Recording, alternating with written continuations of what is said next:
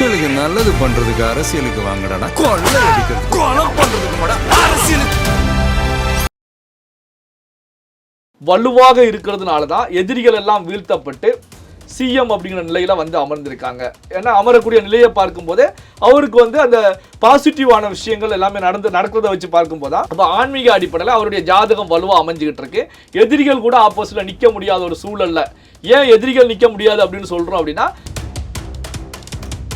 விஜய் அவர்களுக்கு சொன்ன விஷயத்தை பொறுத்த வரைக்கும் கரெக்டாக இருந்தாலும் இந்த விஷயம் வந்து எதிர்காலம் அப்படின்னு சொல்லி பல தகவல்களை முன்வைக்கிறாங்க பாத்தீங்களா, அந்த விஷயங்கள் எப்படி இருக்க போகுது அப்படின்னு ஒரு கேள்வி இருந்துட்டு இருக்கு. இதுல பேசும்போது தான் பாத்தீங்கன்னா, இப்போ முதல்வர் விஜய் அவர்களுடைய அடுத்த இலக்கு வந்து பிஎம், அடுத்து வந்து ரஷ்யா அமெரிக்கா போரை வந்து நிறுத்தக்கூடிய அளவுக்கு விஜய் செல்வாங்க அப்படின்னு கருத்துக்களை முன்வைக்கும் போதுதான் இப்போ தமிழ்நாட்டில் நம்ம சிஎம் ஆகிட்டோம், அடுத்து வந்து பிஎம் தான் அப்படின்னு சொல்லி அடுத்த நிமிஷமே போக முடியாது.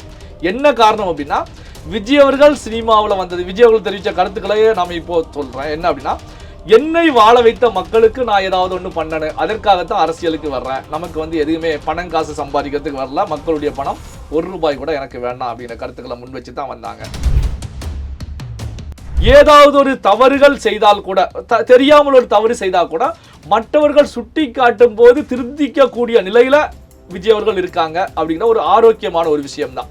தமிழ்நாடு முழுவதுமே இதை பேசிட்டு இருக்காங்க. இதே இதுல இந்த இடத்துல இந்த உங்க கூட இருக்கவங்களே உங்களுக்கு எதிராக திரும்ப போறாங்க, கொஞ்சம் எச்சரிக்கையா இருங்க. ஏன்னா ஜோதிடம் அப்படிங்கிறது, இந்த ஜோதிடர்கள் அந்த ஜோதிட கலை மூலமாக ஒரு எதிர்காலத்தை பற்றி முன்கூட்டியே சொல்லக்கூடிய விஷயம் தான். ஸ்டாலின் அவர்களுடைய மனைவியார் துர்கா ஸ்டாலின் அவர்களை பொறுத்த வரைக்கும் மிகப்பெரிய பரிசு எல்லாம் கொடுத்த நிகழ்வுகள் வந்து அரசியல் வட்டத்துல, திமுக வட்டத்துல இருக்கக்கூடியவங்களுக்கு தெரியும். பரிசு எல்லாம் கொடுத்து, ஆமா அவர் சொன்ன விஷயம் நடந்துச்சு, வேட்பாளர்கள் தேர்வு வந்து பெரிய அளவுல ஒர்க் அவுட் ஆச்சு அப்படின்னு சொல்லி பாராட்டு மழை பொழியப்பட்டது. அதே ஜோதிடர் தான் இப்போ 2026லயும் வேட்பாளர்கள் தேர்வுல ஜாதகங்கள் எல்லாம் வச்சு அனலைஸ் பண்ணி வேட்பாளர்களை தேர்வு செய்து கொடுத்தாங்க அப்படிங்கிற நிகழ்வும் நமக்கு தெரியும். தமிழக வெற்றி கழகம் ஆட்சியில இருக்கணும், தொடரணும், மக்களுக்கான பணிகள் தொடரணும் அப்படின்னு இருந்தாலும், அதே நேரத்தில் வந்து பாத்தீங்கன்னா ஒரு ஜோதிடர், ஒரு ஆன்மீகவாதி அப்படிங்கிற நிலையில வந்து அரசுக்கு தேவையான அல்லது வந்து தனிப்பட்ட முறையில முதலமைச்சர் விஜய்க்கு தேவையான சில ஐடியாக்கள், ஆலோசனைகள், விஷயங்களை கொடுப்பதை வந்து ஏத்துக்கக்கூடிய விஷயம் தான். ஆனா வந்து இங்க வந்து பாத்தீங்க அப்படின்னா, கமலஹாசன், அஜித், விஜய் அவர்கள் எல்லாருக்குமே வந்து ஜாதகம் வந்து முதல்வராகக்கூடிய ஜாதகம் தான், அரசியல்ல ஜெயிக்கக்கூடிய ஜாதகம் தான். பட் ஆனா அவங்க 2 பேருமே அதை பயன்படுத்தல. விஜய் அவர்களை பொறுத்தவரைக்கும் பயன்படுத்தினாங்க, சிஎம் ஆக அரியணை ஏறி விட்டாங்க அப்படிங்கிற கருத்துக்களை முன்வைக்கிறாங்க.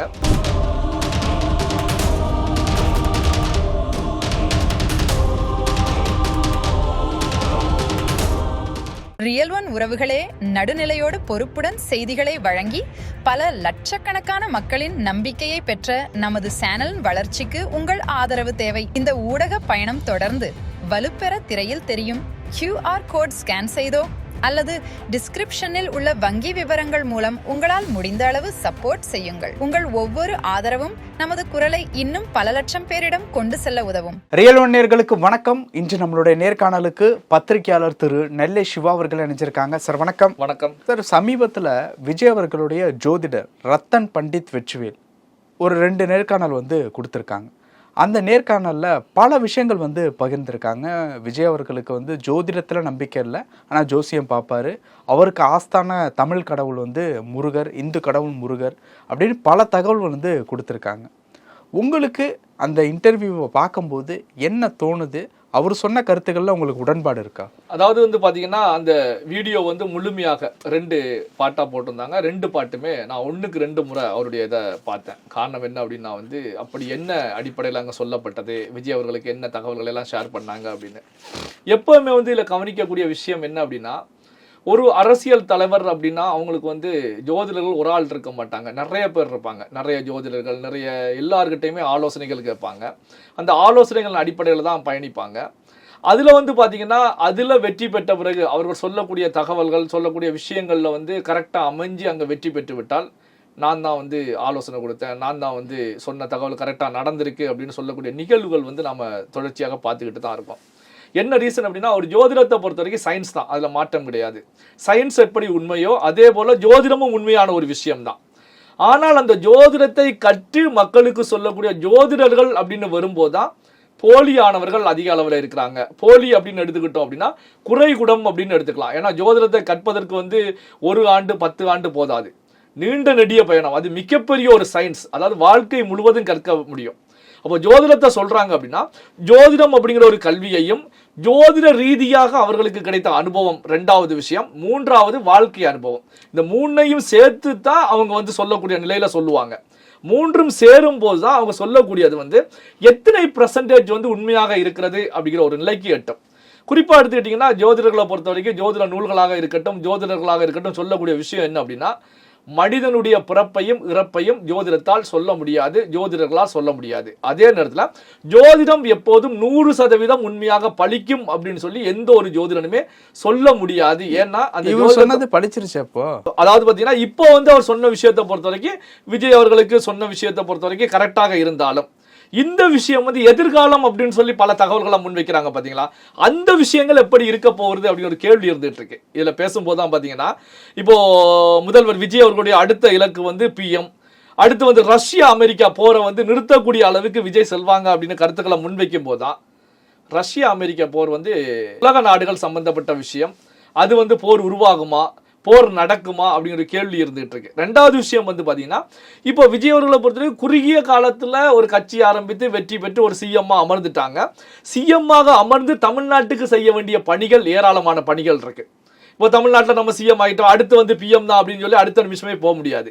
என்ன காரணம் அப்படின்னா விஜய் அவர்கள் சினிமாவில் வந்தது, விஜய் அவர்கள் தெரிவித்த கருத்துக்களையே நாம இப்போ சொல்றேன். என்ன அப்படின்னா, என்னை வாழ வைத்த மக்களுக்கு நான் ஏதாவது ஒன்று பண்ணணும், அதற்காகத்தான் அரசியலுக்கு வர்றேன், நமக்கு வந்து எதுவுமே பணம் காசு சம்பாதிக்கிறதுக்கு வரல, மக்களுடைய பணம் ₹1 கூட எனக்கு வேண்டாம் அப்படிங்கிற கருத்துக்களை முன் வச்சு தான் வந்தாங்க.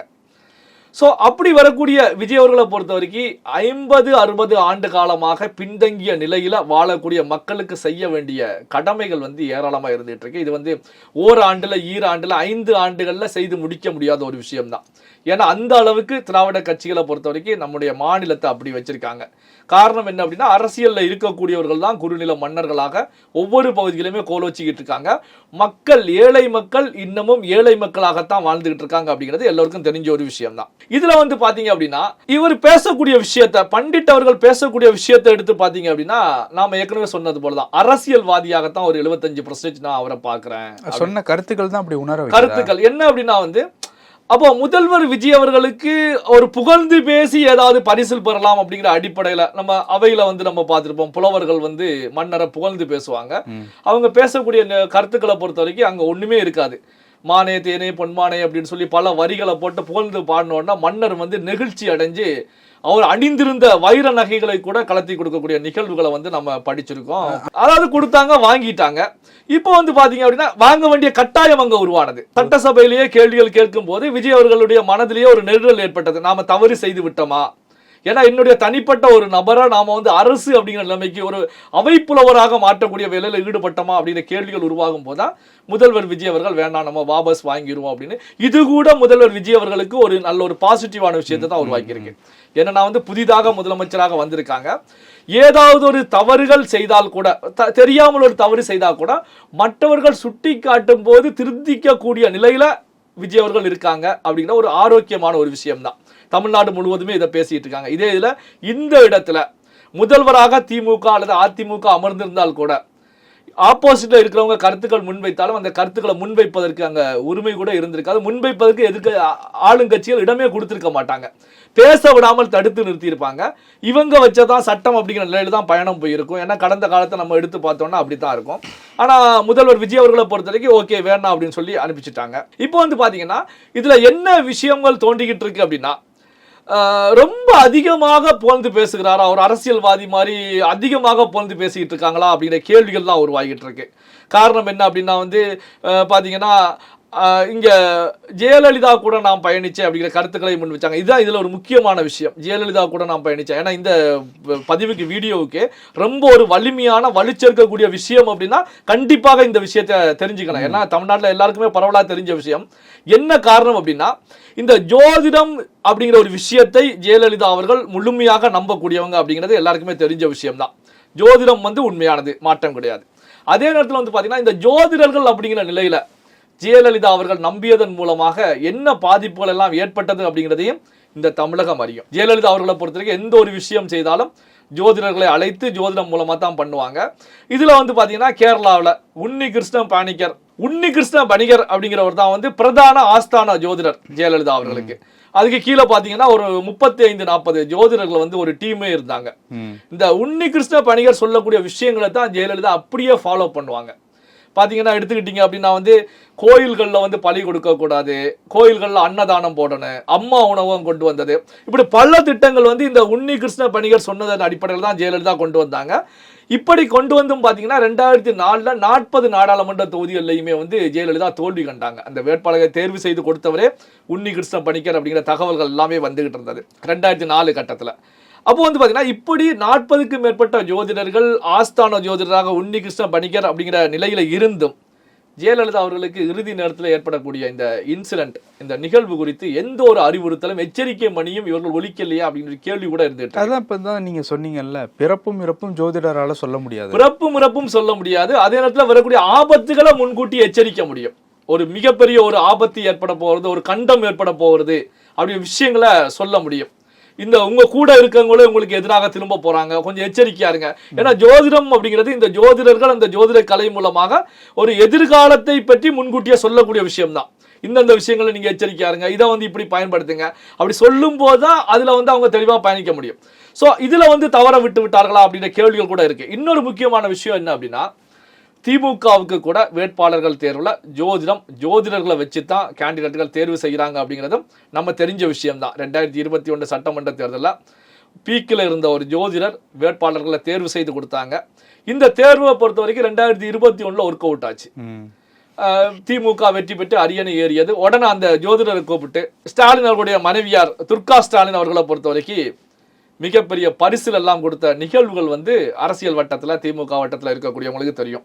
பரிசெல்லாம் கொடுத்து ஆமா அவர் சொன்ன விஷயம் நடந்துச்சு, வேட்பாளர்கள் தேர்வு வந்து பெரிய அளவில் ஒர்க் அவுட் ஆச்சு அப்படின்னு சொல்லி பாராட்டு மழை பொழியப்பட்டது.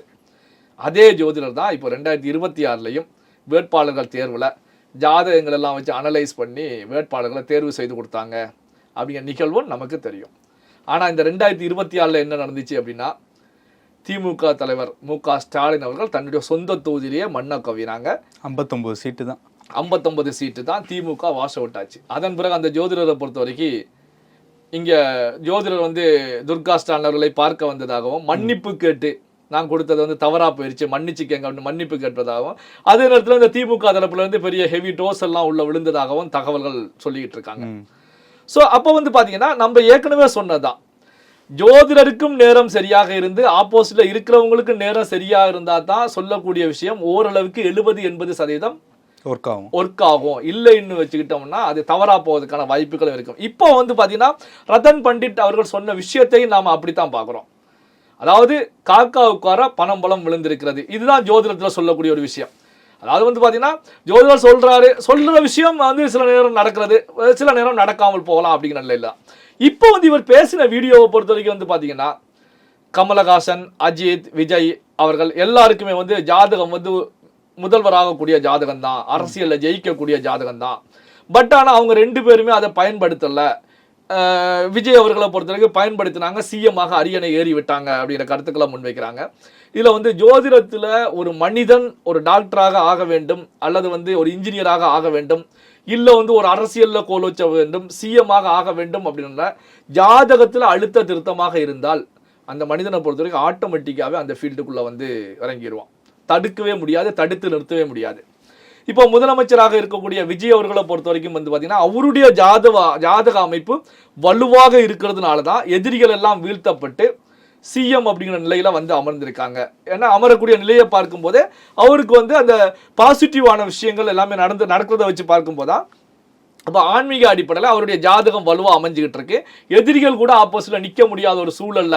ஏன் எதிரிகள் நிக்க முடியாது அப்படின்னு சொல்றோம் அப்படின்னா, முதலமைச்சராக இருந்த ஸ்டாலின் அவர்களே விஜய் அவர்கள் களத்தில் இறங்கும் போது சொந்த தொழில தோல்வியை சந்திக்கிறாங்க அப்படின்னா, அப்போ ஆப்போசிட்ல எதிர்கட்சி தலைவராக ஸ்டாலின் அவர்கள் உட்கார முடியாமல் தடுத்து நிறுத்தப்பட்டிருக்கிறது. இந்த அடிப்படையில் நம்ம பார்த்துக்கிட்டு இருக்கோம். இதுல வந்து பாத்தீங்கன்னா இன்னொரு விஷயம் என்ன அப்படின்னா வந்து, இனி திமுக அதிமுகவை கலைத்து விட்டு செல்வதுதான் சரியானது அப்படிங்கிற ஒரு வரிகளையும் யூஸ் பண்றாங்க. அதாவது வந்து பாத்தீங்கன்னா வீழ்ச்சி என்பது நிரந்தரம் அல்ல, அதே நேரத்தில் வந்து வெற்றி என்பதும் எப்போதும் நிரந்தரம் அல்ல. ரெண்டுமே மாறி மாறித்தான் வரும். தமிழக வெற்றி கழகம் ஆட்சியில இருக்கணும், தொடரணும், மக்களுக்கான பணிகள் தொடரணும் அப்படின்னு இருந்தாலும் அதே நேரத்தில் வந்து பாத்தீங்கன்னா ஒரு ஜோதிடர் ஒரு ஆன்மீகவாதி அப்படிங்கிற நிலையில வந்து அரசுக்கு தேவையான அல்லது வந்து தனிப்பட்ட முறையில் முதலமைச்சர் விஜய்க்கு தேவையான சில ஐடியாக்கள், ஆலோசனைகள், விஷயங்களை கொடுப்பதை வந்து ஏற்றுக்கக்கூடிய விஷயம் தான். ஆனால் வந்து இங்கே வந்து பார்த்தீங்க அப்படின்னா ஒரு அரசியல்வாதி போல தான் கருத்துக்களை வந்து பேசக்கூடிய நிகழ்வுகள். அப்போது தாவேக்காவுக்கு முதலமைச்சர் விஜய் அவர்களுக்கு ஒரு ஜால்ரா அடிக்கக்கூடிய நிலையில் பேசியிருப்பதாக, ஏன்னா பார்த்த வீடியோ நண்பர்கள் பார்த்தவங்க எல்லாமே சொல்கிறாங்க, என்ன அவர் ஜோதிடர் மாதிரியே பேசலையேங்க, பேசின விஷயத்தை பார்த்தா வந்து பார்த்தீங்கன்னா ஒரு அரசியல்வாதி மாதிரி பேசியிருக்காங்க, அந்த அரசியல்வாதி மாதிரி தான் ஒரு பேச்சுக்கள், அவருடைய பேச்சுக்கள் அமைஞ்சிருக்கிறது அப்படிங்கிற கருத்துக்களை தான் முன் வச்சுக்கிட்டு இருக்காங்க. அப்போ இதையெல்லாம் பார்க்கும்போது அப்போ வந்து பார்த்தீங்கன்னா முதலமைச்சர் விஜய் அவர்களை பொறுத்த வரைக்கும் கடந்த கால வரலாறுகள், அதாவது புரட்சித் தலைவி ஜெயலலிதா எப்படி ஜோதிடர்களை வச்சிருந்தாங்க, ஜோதிடர்களை எப்படி குறிச்சு கொடுத்தாங்க, பெரிய ஒரு டீமே வச்சிருந்தாங்க, அந்த டீமுகள் மூலமாக எந்த பாதிப்புகளை வந்து சந்திச்சாங்க அப்படிங்கிற நிகழ்வுகளை ஏன் இங்க பதிவு பண்றோம் அப்படின்னா, விஜய் அவர்களுடைய அரசு தமிழக வெற்றி கழகத்தை பொறுத்த வரைக்கும் தொடர்ச்சியாக வெற்றி வாகை சூட வேண்டும் அப்படிங்கிற எண்ணம் நமக்குள்ள இருந்தாலும் கட்சிக்கு ஆட்சிக்கு அவப்பெயர் ஏற்படாத வகையில தான் நம்ம வந்து ஆன்மீகம் ஜோதிடர்களை வந்து கொஞ்சம் ஒரு படி தள்ளி வைக்கணும். என்ன காரணம் அப்படின்னா, இப்போ வந்து இவர் பயன்படுத்திய ஒரு வார்த்தையை பொறுத்த வரைக்கும் பார்த்தீங்கன்னா, எனக்கு மட்டுமல்ல தமிழ்நாட்டில் இருக்கக்கூடிய மக்கள் யாருக்குமே உடன்பாடு கிடையாது, குறிப்பாக வந்து இந்து மக்கள் அப்படின்னு சொல்லலாம். காரணம் என்ன அப்படின்னா, முதல்வர் விஜய் அவர்கள் வந்து பழனி முருகனுடைய அவதாரம், அவர் வந்து கடவுளுடைய அவதாரம் அப்படிங்கிற கருத்துக்களை வந்து பண்டிட் முன்வைக்கிறாங்க. அப்போ வந்து பார்த்தீங்கன்னா எப்போவுமே வந்து ஒரு மனிதன் வந்து கடவுளாக முடியாது, ஆனால் புனிதன் ஆகலாம். கடவுள் இருக்கு இல்லை ரெண்டாவது விஷயம், ஆனால் வந்து பார்த்தீங்கன்னா சொல்லக்கூடிய விஷயம் இதுதான், ஒரு மனிதன் வந்து கடவுளாக முடியாது ஆனால் புனிதன் ஆகலாம் அப்படிங்கிற விஷயம் தான். விஜய் அவர்கள் தன்னுடைய சேவை மூலமாக, நாட்டு பணிகள் மூலமாக மனிதனை கடந்து மிகப்பெரிய ஒரு புனிதனாக ஆகலாம். அதே நேரத்தில் வந்து கடவுளாக முடியுமா அப்படிங்கிற கேள்வி இங்க இருந்துட்டு இருக்கு. அதாவது விஜய் அவர்கள் இந்த இன்டர்வியூவை பார்த்தால் கூட பண்டிட்டை கூப்பிட்டு லெஃப்ட் ரைட் வாங்கிடுவாரு அப்படிங்கிறத நம்ம புரிஞ்சுக்கலாம். என்ன ரீசன் அப்படின்னா, முருகன் அப்படிங்கிறவங்க வந்து பாத்தீங்கன்னா பல கோடிக்கணக்கான மக்கள் தமிழ்நாட்டில் கடவுளாக வைத்து கும்பிடக்கூடிய முருகனுடைய அவதாரம் அப்படிங்கிற கருத்துக்களை முன்வைக்கிறாங்க. அப்போ வந்து பாத்தீங்கன்னா, அப்போ முருகனையே வந்து அங்க வந்து ஒரு விமர்சனத்துக்கு உள்ளாக்குகிறாரா அப்படிங்கிற ஒரு கேள்வி உருவாகிட்டு இருக்கு. கேட்டா ஜோதிடர் ஒரு ஆன்மீகவாதி அப்படிங்கிற கருத்துக்களை முன் வச்சுட்டு முருகனுடைய அவதாரம் அப்படிங்கிறாங்க. அப்ப அடுத்து வந்து என்ன கேள்விகள் வரும்? அப்ப வள்ளியுடைய அவதாரம் யாரு, தெய்வானையுடைய அவதாரம் யாரு, சிவனுடைய அவதாரம் யாரு, மயில் யாரு, மயில் யாரு? அப்போ வந்து பாத்தீங்கன்னா இப்போ வந்து பாத்தீங்கன்னா அப்போ ஒரு இந்து கடவுள்களை இவங்க வந்து ஒரு அரசியலாக எடுத்து பேசக்கூடிய நிகழ்வுகள் வந்து ஒரு இந்து மக்களை புண்படுத்தக்கூடியதாகத்தான் நம்ம பார்க்கிறோம். இவரோட ஜோசியம் ஸ்ட்ரக்சர்லாம் எப்படி சார் இருக்கும்?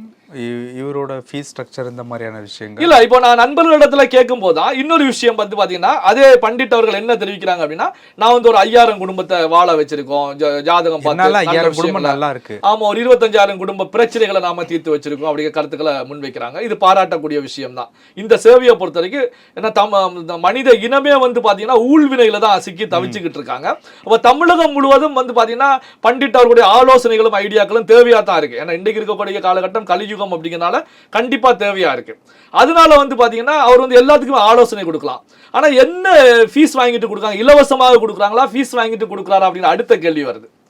நான் விசாரிச்ச வரைக்கும் வந்து சில லட்சங்கள் வாங்குறாங்க ஒரு ஜாதகம் பார்ப்பதற்கு அப்படிங்கிற கருத்துக்களை சொல்றாங்க. அவர் எவ்வளவு வாங்குறான்னு எனக்கு தெளிவா தெரியல.